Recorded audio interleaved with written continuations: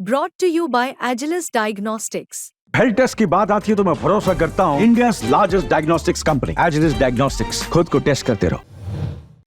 नमस्कार, मी अभिजित करंडे, मुंबई तकमध्ये आपल्या सर्वांचं स्वागत आहे। विधानसभेचं बिगुल वाजलेलं आहे आणि आता अर्ज भरायला कालपासून सुरुवात झालेली आहे। दुसरीकडे फॉर्म्युला सुद्धा महाविकास आघाडीचा जवळपास निश्चित होत आलेला आहे आणि या सगळ्याच्या मध्ये महाराष्ट्रातल्या पश्चिम महाराष्ट्राच्या राजकारणाचा केंद्रबिंदू राहिलेला आहे ते शाहूनगरी अर्थात कोल्हापूर। आणि कोल्हापूरच्या राजकारणाचा केंद्रबिंदू गेल्या 5-7 वर्षांपासून एक व्यक्ती आहे आणि ते आहेत सतेज पाटील। तर आज कोल्हापुरात आहोत आणि सतेज पाटलांशी गप्पा मारल्या नाहीत असं होणार नाही। पाटील साहेब, आपलं खूप खूप स्वागत आहे। एवढं एक तर कोल्हापूरचं राजकारण रांगड आहे, तिथे म्हणजे लोकांना पटलं तर ते डोक्यावर घेतात, नाही पटलं तर ते खाली। तर आता या वेळेला महाराष्ट्रात पण तसंच झालंय, म्हणजे कदाचित कोल्हापूरचा एकूणच बाज जो आहे तो महाराष्ट्राने घेतलाय। महाराष्ट्राला यावेळेला पटलं नाही लोकसभेला, त्यांनी थेट एकाला खाली आणलं, एकाला वर नेलं। बरोबर, या वेळेला तुम्हाला काय अपेक्षा आहे? नाही, महाराष्ट्रामध्येच महाविकास आघाडी यशस्वी होईल याची आम्हाला खात्री आहे, कारण की गेल्या 2-2.5 वर्षामध्ये महायुतीचा कारभार लोकांनी जवळून बघितलेला आहे आणि लोकांच्या विरोधातला कारभार, असे अनेक विषय आहेत की बेरोजगारीचा विषय असेल, महागाईचा विषय असेल, की एकूणच राज्याची जी इमेज देशभरात आहे की हे शांतताप्रिय राज्य आहे, हे इमेज बाजूला सारण्याचं काम या महायुतीच्या काळामध्ये झालेलं आहे आणि म्हणून आम्हाला 100% खात्री आहे की महाविकास आघाडीचं सरकार येईल। पण तुम्ही असं म्हणताय, पण महाविकास आघाडीचं ठरायला खूपच वेळ लागला, म्हणजे जे काही ठरायचं होतं जे काही तर ते ठरायला खूपच वेळ लागला। खूप ओढाताण शिवसेनेमध्ये आणि काँग्रेसमध्ये मुख्यतः बघायला मिळाली। नाही, शेवटी 3 पक्ष ज्यावेळी एकत्र येतात त्यावेळी थोडी ओढाताण होतेच, परंतु आपण बघितलं असेल की लोकसभेच्या वेळी 48 मध्ये जवळजवळ 45 ते 46 सीटा एकमतानं झाल्या। 1-2 सीटात वाद राहतो, कारण की शेवटी नॅचरल अलायन्स म्हणून 99 नंतर काँग्रेस एनसीपीचे मतदारसंघ ठरले होते। आता शिवसेना आणि आम्ही एकत्रित बसताना वाटणी होताना थोडा मागं पुढं झालं, तरी अजेंडा काय आहे? महाराष्ट्राच्या विकासाचा आहे। महाराष्ट्राला एक चांगलं सरकार देणं हा आमची प्रायोरिटी आहे सगळ्या तिन्ही पक्षाची, आणि त्यामुळे सीट वाटप जरी मागं पुढं झालं असलं तरी आम्ही सातत्यानं सांगतोय की 250 पर्यंत सीट वाटप हे ऑलरेडी झालेलं आहे। ठीक आहे, राहिलेल्या सीट मला का तुला हे होत राहतं आणि त्या सुद्धा काल रात्री मिटलेला आहे, त्यामुळे आता आज उद्या क्लॅरिटी येईल राज्याला। तुम्ही जो फॉर्म्युला दिला होता तोच फॉर्म्युला फायनल झालाय का? सगळ्यांनी मिळून ठरवलेला फॉर्म्युला हा फायनल होत असतो, कारण शेवटी 3 पक्ष हे एकत्रितपणे काम करतात आणि त्या पद्धतीनं प्रत्येकाला इच्छा असते की माझ्या पक्षाला जास्त मिळावं। ह्यात काय चुकीचं आहे असं मला वाटत नाही, आणि म्हणून मला वाटतं जिथं आमचं यावेळेचं क्रायटेरिया काय होतं, विनेबिलिटी, म्हणजे जो सक्षम उमेदवार आहे मग कुठल्याही पक्षाचा असू दे तो निवडून आला पाहिजे, अशी आमची भूमिका साधारणपणे तिन्ही पक्षाची राहिलेली आहे। आता मूळ मुद्द्यावर येऊया की गेल्याला 1-on-1 इलेक्शन झाली, तिसरा जो कुणी उमेदवार होता त्याला लोकांनी स्वीकारलंच नाही, म्हणजे वंचित बहुजन आघाडीने कॅन्डिडेट दिले होते, काही परिणाम झाला नाही। पण यावेळेला दिसतानाच इलेक्शन पंचरंगी दिसते, कागदावर तरी। महायुतीचा एक कॅन्डिडेट आहे, महाविकास आघाडीचा एक कॅन्डिडेट आहे, एक मनसेचा कॅन्डिडेट असणार आहे, एक वंचित बहुजन आघाडीचा कॅन्डिडेट असणार आहे आणि तुमच्याच इथून उदयाला आलेली परिवर्तन महाआघाडी त्यांचा एक कॅन्डिडेट असणार आहे। त्याच्या पलीकडे जाऊन मग अपक्ष वगैरे वगैरे कॅन्डिडेट वगैरे। आता ही पंचरंगी निवडणूक किंवा काही वेळेला षटकोनी निवडणूक होईल, या निवडणुकांमध्ये विजयाचं मार्जिन पण कमी असणार। तर वंचित बहुजन आघाडी असेल, मनसे असेल, तर ही साधारणतः जी काही मतं घेतात ते बहुतेकदा असं लक्षात आलेलं आहे की महाविकास आघाडीला डेंट करतात। गेल्या लोकसभेला तर 11 जागा तुमच्या वंचित बहुजन आघाडीमध्ये गेल्या। यावेळेला तुम्हाला तो धोका वाटत नाही? नाही, महाराष्ट्रातली जनता सुज्ञ आहे। हे राज्य बघितलं तर राजकीय दृष्ट्या जागरूक असणारं राज्य आहे, आणि म्हणून लोकसभेला मागच्या वेळी जो फटका बसला वंचितमुळे तो लोकांनी भरून काढला या लोकसभेला। ते तसं घडलं नाही, लोकांना लक्षात आलं की माझं मत आहे हे वाया जाते, आणि त्यामुळे मला वाटत नाही की या आघाडींचा परिणाम लोकांच्यावर फार होईल। लोक महाविकास आघाडी आणि महायुती हेच पर्याय समोर त्या ठिकाणी ठेवतील मतदानाला जाताना, कारण की शेवटी सत्ता ही महत्वाची असते। सत्तेतून या राज्याला पुढं कोण घेऊन जाते हे माहीत असते, आणि मला वाटतं छोटे पक्ष जे काय उभारलेले आहेत ते वोट कटिंगसाठी उभारलेले आहेत। हा नरेटिव्ह आता महाराष्ट्रामध्ये सेट झालेला आहे, प्रत्येकांना माहिती आहे। आता ज्यावेळी उमेदवार जाहीर होतात त्यावेळी तुम्ही सोशल मीडियावर बघितलं तर लगेच सांगतात हा हे मतं खाण्यासाठी उभा केलेला आहे। निवडून यासाठी कोण उभारले का अशी चर्चा होत नाही यांच्याबद्दल। आता तुम्ही प्रश्न विचारताना काय विचारला, की हे मतं कोणाची खा, म्हणजे नरेटिव्ह सेट आहे की हे मतं खाण्यासाठीच उभारलेले आहेत. त्यामुळं निवडून येण्यासाठी महाविकास आघाडी उभारलेली आहे. म्हणजे आता तुमच्या प्रश्नातच उत्तर आहे. हे वंचित मनसेचं आव्हान तुम्हाला सिरियस वाटत नाही? नाही, सिरियस म्हणत नाही मी सिरियस, कुठलाही व्यक्ती उभारतो इलेक्शनला त्याला सिरियसलीच घेतला पाहिजे. मी सिरियसली घ्यायचं नाही असं म्हणत नाही, परंतु तुमच्या प्रश्नातच उत्तर होतं की वोट कटिंग हे लोकांना माहित आहे. माझं मत वाया जाणार नाही, माझं मत वाया जाऊ नये याची दक्षता मतदारही घेतो. कारण की साधारणपणे प्रत्येक मतदाराचा एक आत्मसन्मान असतो की मी विजयाच्या बाजूने असलं पाहिजे, माझं मत वाया जाता कामा नये. आणि लोकांना कॉन्फिडन्स आहे की विजय, कारण शेवटी काय असतं 1,00,000 मतं ज्यावेळी मतदान करतात लोक, सगळे त्या नेत्याला भेटत नसतात. परंतु ज्यावेळी तो मतदान करून निकाल लागल्यानंतर ज्यावेळी घरी बसतो आणि निकाल ऐकत असतो त्यावेळी त्याचा स्वतःला आनंद असतो की माझ्या विजयाचं मत या बाजूला गेलेलं आहे. तुम्ही आता विजय घोषित करताय म्हणजे थोडक्यात. पडलेल्याच्या बाजूला माझं मत गेलं याचा अभिमान कुणालाही नसतो, याचा आनंद कुणालाही नसतो. त्यामुळे तिसरी आघाडी किंवा तिसरा फ्रंट किंवा ह्यांना मत देऊन माझ्या मताची किंमत मी का घालू? त्यापेक्षा विजयाच्या बाजूने मत दिलं तर किमान माझा हक्क राहतो त्या मतावर. मी निवडून आणलेलं सरकार आहे, माझा सन्मान हे ठेवेल हा आत्मविश्वास, तो सन्मान महाविकास आघाडी ठेवेल याची लोकांना खात्री. कटेंगे तो बटेंगे फॉर्म्युला आला ना पुढे. कारण असं आहे की बघा की ते म्हणतात की तुम्ही लांगुल चालन करता, तुम्ही मुस्लिमांचं लांगुल चालन करून वोट जिहाद करून महाविकास आघाडी निवडून आली. यावेळेला तर पोस्टर लागलेले आहेत सगळीकडे की जी घोषणा योगींनी दिली होती कटेंगे तो बटेंगे तो कटेंगे. आता परवा दिवशी विनय सहस्त्रबुद्धेंनी तेच टाकलेलं की महाराष्ट्रात सुद्धा जातीपातीच्या मला वाटतं देवेंद्र फडणवीसजी ज्यावेळी बोलले त्यावेळी मला वाटतं त्यांनी फक्त रिवाइंड करून उपमुख्यमंत्री होताना मंत्री म्हणून होताना जी शपथ घेतली तेवढी ऐकावी फक्त त्यांनी. या राज्याचा मंत्री म्हणून मी काम करत असताना सर्वांना समान वागणूक देईन, संविधानापर्यंत राहील एवढी फक्त त्यांनी कृपा करून ऐकावी. ते 20 वर्ष 25 वर्ष आमदार आहेत आता, त्यांच्याकडूनही अपेक्षित नव्हतं. आणि परवा आकडेवारी समोर आलेली आहे की मतदान अल्पसंख्याक मतदान किती आहे या राज्यामध्ये, हिंदूंची मतं किती आहेत, आणि सगळी मतं सगळ्या समाजाची काँग्रेस आघाडीला महाविकास आघाडीला त्या ठिकाणी पडलेले आहेत. परंतु हा नरेटिव्ह त्यांनी लोकसभेत सेट करायचं बघितला, लोकांना तो मान्य झाला नाही. हा नरेटिव्ह वेगवेगळ्या पद्धतीनं ते पुढे आणण्याचा प्रयत्न करतायत, जातीय तणाव निर्माण करण्याचा प्रयत्न करतायत, ते होत नाही. अजून जेवढं ते बडबडतील तेवढं महाविकास आघाडीला फायदा होणार आहे. कारण की प्रत्येक समाजाला वाटतं की महाराष्ट्रात शांत राहायला पाहिजे, जातीत वाटला नाही गेला पाहिजे, हे प्रत्येकाला वाटतं. कारण की रोजगार हा महत्वाचा प्रश्न आहे, महागाई प्रश्न आहे, त्याच्यावरही बोलत नाहीत. त्यांनी बोलावं की महागाई किती टक्के आम्ही कमी करणार, रोजगार किती देणार, त्याच्यावरही बोलतच नाहीत, बोलूच शकत नाहीत अशी परिस्थिती. मी त्या विषयांकडे मी येणार आहे, पण त्याच्या आधी मुद्दा असा की त्यांनी आकडे दिले ना की मालेगावमध्ये तुमच्या कॅन्डिडेटला 1,90,000 पेक्षा जास्त मतं मिळाली. 35% राहिलेल्या मतदारसंघात मतं पडली ती कुणाची होती मग? बच्चाव शोभाताईंना बाकीच्या मतदारसंघात 30-35% मतं पडली, ही कुणाची होती? सगळ्या समाजाची होती. आणि म्हणून हा एक फेक नरेटिव्ह ते सेट करायचं. परवा आकडेवारी ते उलट म्हणतात तुम्ही फेक नरेटिव्ह सेट करता, संविधान बदलाचा फेक नरेटिव्ह तुम्ही आणला. संविधान बदलाचा नरेटिव्ह हा ज्यावेळी लोकसभेमध्ये आला त्यावेळी ऑन रेकॉर्ड भाजपच्या 5 खासदारांनी ऑन रेकॉर्ड म्हणलेले व्हिडिओज आहेत त्याचे की आमची सत्ता कशासाठी पाहिजे तर आम्हाला घटना बदलायची. असं फेक नरेटिव्ह कसं म्हणता येईल? 5 खासदारांनी. आता सुद्धा विधानसभा कशासाठी पाहिजे त्यांना? राज्यसभेमध्ये बहुमत नाहीये, राज्यसभेतलं बहुमत निर्माण करून पुन्हा हे संविधान बदलायचं हा प्लॅन त्यांचा आहे. कारण की सातत्यानं RSS असेल किंवा भाजप असेल यांच्या मनामध्ये की बदललं पाहिजे आणि त्या दृष्टीने त्यांची वाटचाल सातत्यानं चालू आहे आणि अनेक त्यांची वक्तव्य आहेत. हे एक नवीन नॅरेटिव्ह तुम्ही दिले की त्यांना विधानसभा यासाठी जिंकायचे कारण राज्यसभेत बहुमत संविधानच बदलायचं. 100% सत्य आहे, 100% सत्य त्यात. आणि ते एखादं स्टेटमेंट कुणाच तरी येईल थोड्या दिवसात, बघा तुम्ही.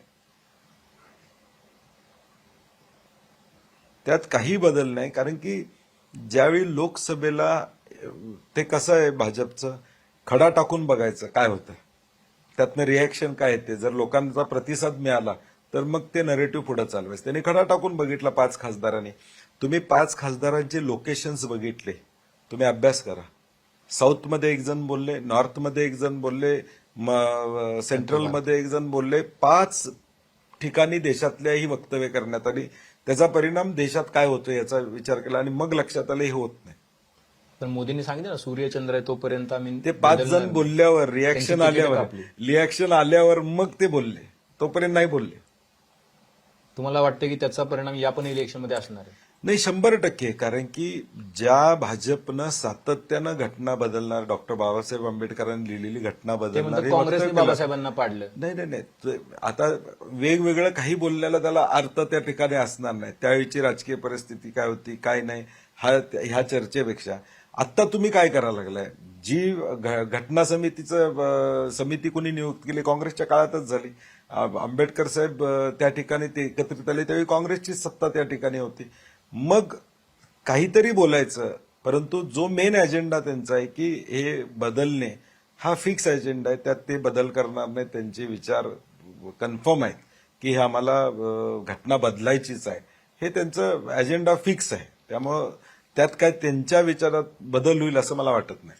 आणि तुम्हाला असं वाटतं की मुस्लिम मतं याही वेळेला तुमची तितकीच इंटॅक्ट राहतील? एमआयएम पण लढायला येत आहे, आता समाजवादी पार्टी तुमच्यासोबत आली आहे म्हणून, पण मुस्लिम मतांची जी टक्केवारी ज्या पद्धतीनं तुम्हाला एकवटून मतं मिळाली, ती विधानसभेला एमआयएम आता 5 ठिकाणी त्यांनी ऑलरेडी उमेदवार दिलेले आहे, आणि त्या मतांना जर डेंट लागला तर तुम्हाला धोका निर्माण होईल असं वाटत नाही? मराठा, ओबीसी, एससी, एसटी किंवा अल्पसंख्याक ही सगळी मतं महाराष्ट्राच्या विकासासाठी महाविकास आघाडी बरोबरच येणार. सगळे समाज. मी अजून सांगतोय, भाजप हा प्रयत्न करते की या पद्धतीनं जाईल निवडणूक, या पद्धतीनं जाईल. तुम्ही टक्केवारीत जर गेलं तर प्रत्येक अल्पसंख्याक समाजाची टक्केवारी या राज्यामध्ये किती, आणि मग काँग्रेसला पिडलेली मतं आपण बघितली तर सगळ्यांची मिळून ही मतं इथं पडलेली आहेत. सगळ्यांची मतं इथं एकत्रितपणे त्या ठिकाणी आलेले आहेत. महायुती नको म्हणून, महायुतीच्या कारभाराला कंटाळून आलेले आहेत त्या ठिकाणी.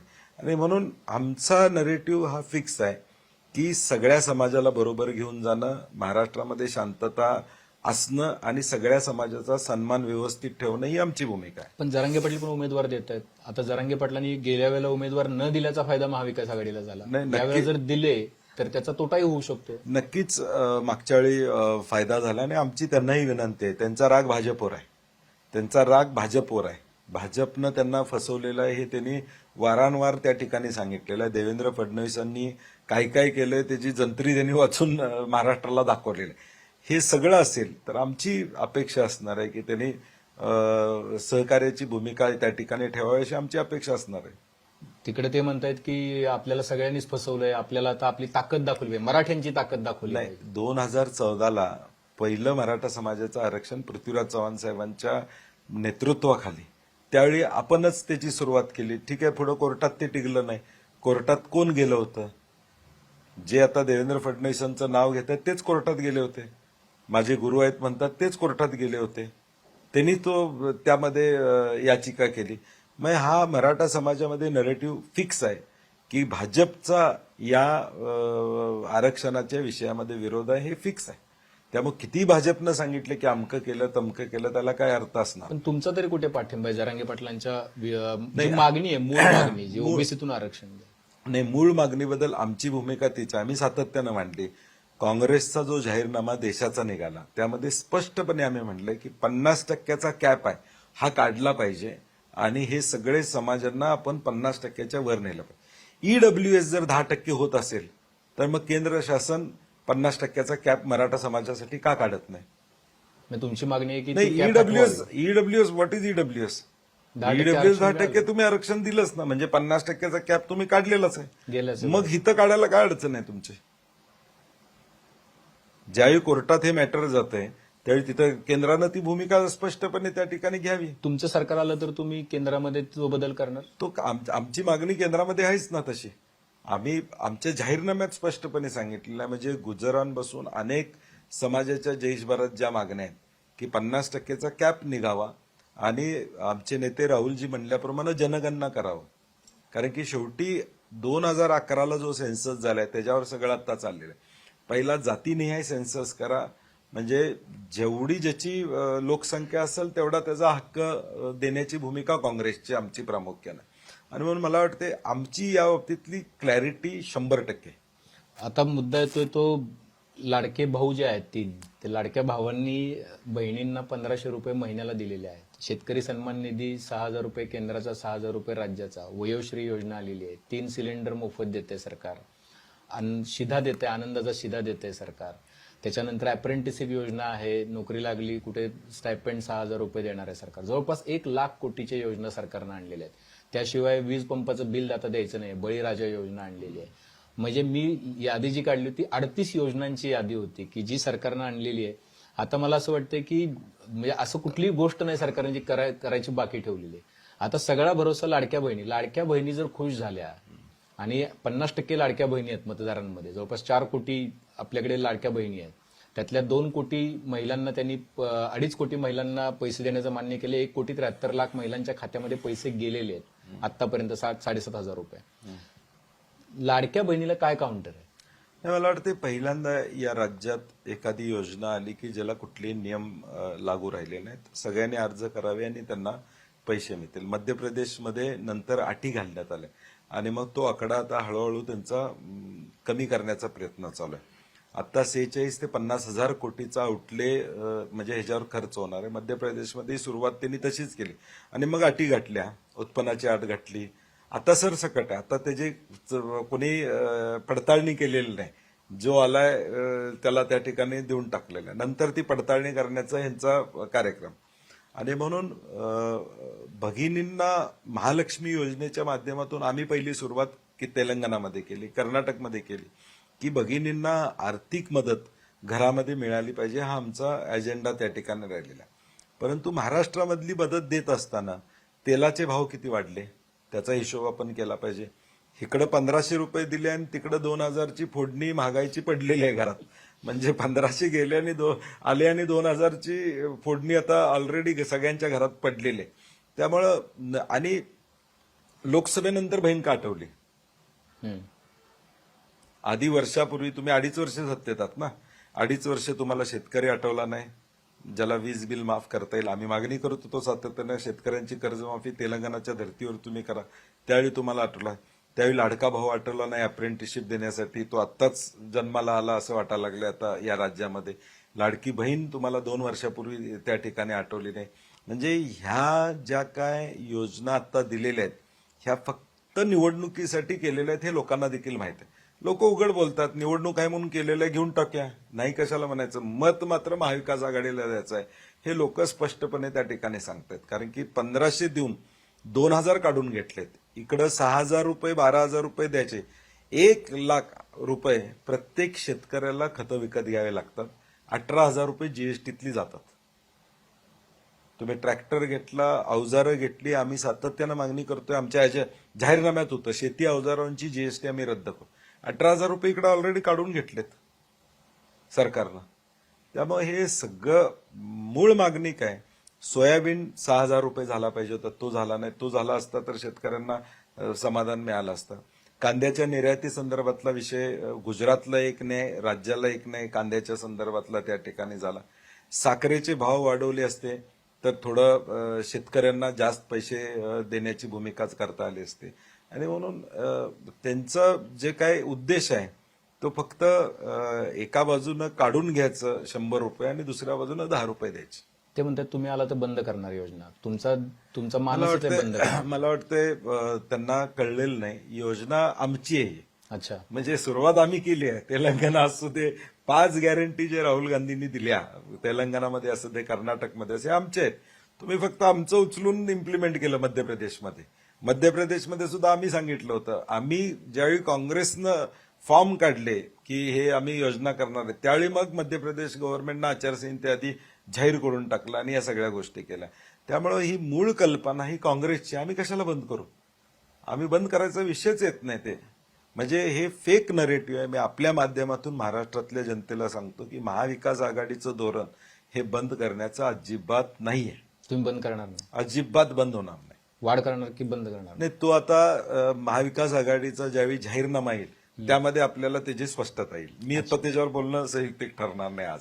अच्छा, दुसरा महत्वाचा प्रश्न आहे की या राज्यामध्ये सगळ्यात गंभीर प्रश्न जर आता कुठला असेल तर तो बेरोजगारीचा आहे. आणि बेरोजगारीबद्दल कुणाकडेच काही औषध आहे असं काही दिसत नाही. म्हणजे ज्या 2 कोटी रोजगार वर्षाला निर्माण करू असं मोदी सरकार म्हणत होतं त्यांच्याकडून पण ते काही झालं नाही. आणि सातत्यानं बेरोजगारीचा दर वाढताना आपल्याला बघायला मिळतो. गेल्या 45 वर्षातली सगळ्यात मोठी बेरोजगारी आपण या काळामध्ये बघितली, 2014 ते 24 या काळामध्ये.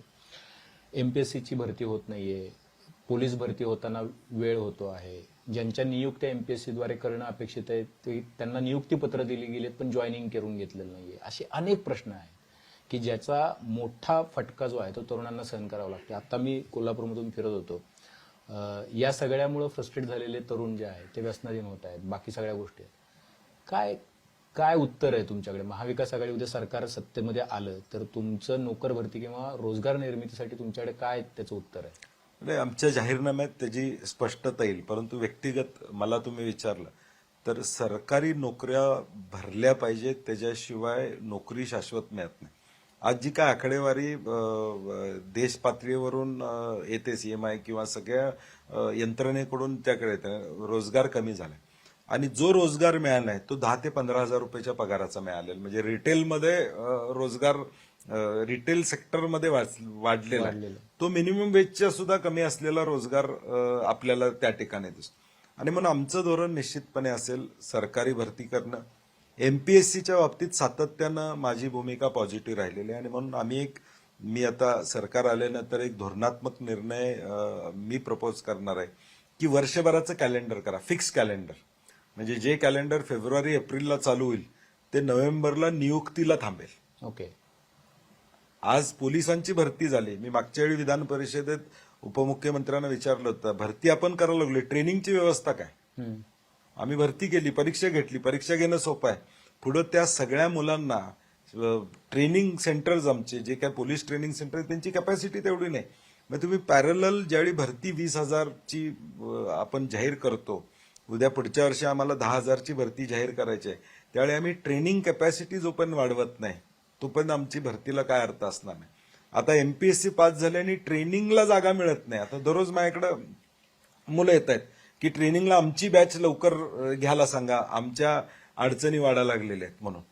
त्यामुळं अनप्लॅन्ड या सरकारचं घोषणा करायचे, घाई गडबडीनं काहीतरी करायचं, लॉजिकल एंडला ती गोष्ट पोचत नाही. आणि म्हणून आमचा प्रयत्न, मी म्हणलं तसं, एमपीएससीचं शेड्यूल हे मार्च एप्रिलला सुरू होईल, ते डायरेक्ट नोव्हेंबरला नियुक्तीला 100% थांबेल. अशा पद्धतीचं नियोजन आम्ही करू.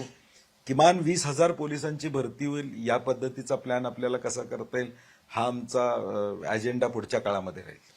आता सगळ्या राज्याच्या प्रश्नांवर आपण कोल्हापूरकडे आलं पाहिजे, कारण कोल्हापूर ताब्यात ठेवणं सोपं नाही आहे. तुम्ही कोल्हापूरचा केंद्रबिंदू राजकारणाचा सतेज पाटील झाले गेल्या 5-7 वर्षापासून आणि सगळे म्हणजे 4 ते 5 जागा तुम्ही निवडून आणल्या गेल्या विधानसभेला सुद्धा. लोकसभेची जागा यावेळेला तुम्ही निवडून आणली.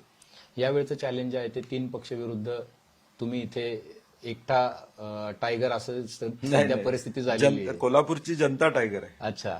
तर आता मुद्दा असा आहे की कागलमध्ये तुमचे जे सहकारी होते ते आता तुमच्या सोबत नाहीये. तुम्हाला इथे परंपरागत तुमचा दक्षिण मधला जो मतदारसंघ आहे तो माडकांविरोधात लढायचा आहे. काय स्ट्रॅटेजी आहे? कारण की या वेळेला कोल्हापूरकडे सगळ्या राज्याचं लक्ष लागलेलं आहे, कारण हा बालेकिल्ला होऊन गेला होता भाजप शिवसेनेचा, तो तुम्ही त्यांच्याकडून खेचून आणलाय परत.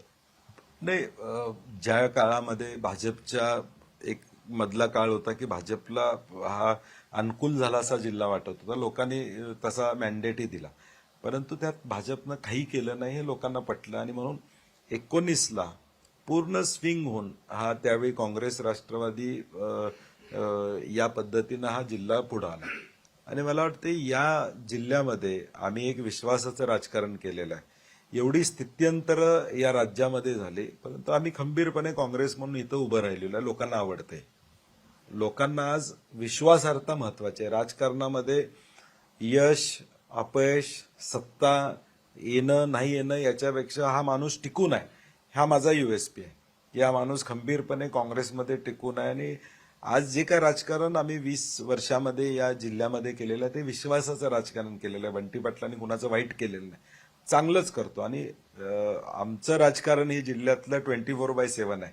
बाकीच्यांचं फ्लाइंग राजकारण असतं. आम्ही 24/7 लोकांसाठी उपलब्ध आहोत. त्यामुळे लोकांचा आमच्यावर विश्वास आहे आणि लोकांना जे पाहिजे ते ते करण्याची भूमिका साधारणपणे माझी असते आणि म्हणून लोक काँग्रेस बरोबर राहतात. आणि आता सुद्धा मला विश्वास आहे की महाविकास आघाडीचाच मॅन्डेट या जिल्ह्यामध्ये आपल्याला चांगला दिसेल. कागलमध्ये काय होणार, कारण तिथं पण तुमची भूमिका खूपच क्रुशियल राहणार आहे. नाही, शेवटी महाविकास आघाडी म्हणून या जिल्ह्यामध्ये मी ज्यावेळी म्हणतो फाईट तिथं आहे, परंतु आम्हाला यश येईल असं मला वाटतं. आणि दक्षिणमध्ये नाही, दक्षिण काही अडचण असायचं कारणच नाही, कारण की आत्ता जी काही मंडळी आलेली आहेत ही सगळी 3 महिन्यापूर्वी आलेली आहेत. म्हणजे मशरूम म्हणतो आपण तसं आहे, 4.5 वर्षे कोण नसतात, निवडणुका लागल्या की हे सगळे लोकांना भेटायला असतात. कोविडमध्ये हे कुठं नव्हते, पुराच्या परिस्थितीमध्ये कुठेही ही मंडळी नव्हती. एखाद्या मतदारसंघामध्ये संकट आलं तर ती मंडळी कुठेही आपल्याला त्या ठिकाणी दिसलेली नाहीत. आणि म्हणून लोकांना माहिती आहे अवेलेबिलिटी कोणाची असते. गरीब सामान्य माणसाला ज्यावेळी अडचण येते त्यावेळी आम्ही अवेलेबल असतो. तो माणूस विसरत नाही सहजासहजी. आता मुद्दा असा आहे की हा प्रश्न सिक्वेन्समध्ये आधी यायला पाहिजे होता, पण मला तुम्हाला हा प्रश्न खूप महिन्यांपासून विचारायचा की कोल्हापूर सारख्या जिल्ह्यामध्ये मराठा आक्रोश मोर्चे निघतात, हिंदू आक्रोश मोर्चे निघतात आणि त्या हिंदू आक्रोश मोर्चांना एवढ्या मोठ्या प्रमाणात गर्दी होते. कोल्हापूरनं मधल्या काळामध्ये एक दंगल पण बघितली, त्यानंतर विशाळगडावरती झालेला प्रकार पण बघितला. काँग्रेसचे नेते म्हणूनच नव्हे तर एक राजकीय नेता म्हणून आणि सामाजिक निरीक्षक म्हणून तुम्ही राजर्षी शाहू महाराजांच्या कोल्हापूरमध्ये हे घडत असताना तुम्ही याकडे कसं बघताय? हा जिल्हा अचानकपणे असा टर्न अराउंड या जिल्ह्यामध्ये या सगळ्या घटना घडणं. नाही, काय तुमच्या लक्षात आलं पाहिजे की साधारण सर्वांना हे आहे की शाहू महाराजांची ही भूमी आहे आणि इथून एखादी गोष्टीची सुरुवात केली तर त्याचे पडसाद महाराष्ट्राभर उमटू शकतं. आणि म्हणून मधल्या काळामध्ये मी जाहीरपणे बोललो होतो की हा प्रयत्न त्यांचा षडयंत्र चालू आहे.